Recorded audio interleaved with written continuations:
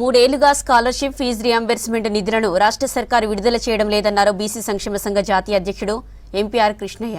హైదరాబాద్ చంపాపేటలో విద్యార్థులతో కలిసి ర్యాలీ చేశారు. విద్యార్థులు సర్టిఫికెట్లు తీసుకోలేక ఉద్యోగాలు, ఉన్నత విద్య అవకాశాలు కోల్పోతున్నారని చెప్పారు. 10 రోజుల్లో పెండింగ్లో ఉన్న 8,500 కోట్ల స్కాలర్షిప్ బకాయిలు విడుదల చేయకపోతే మంత్రులు, ఎమ్మెల్యేల ఇండ్లను ముట్టడిస్తామని హెచ్చరించారు ఆర్ కృష్ణయ్య.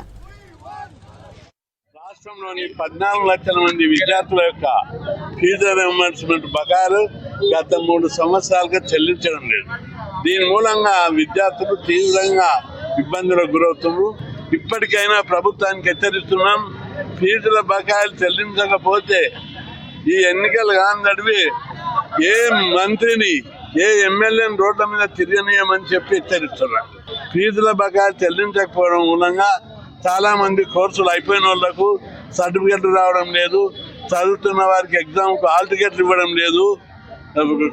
కొన్ని కాలేజీలు అయితే విద్యార్థులను బయటలో పెడుతున్నారు.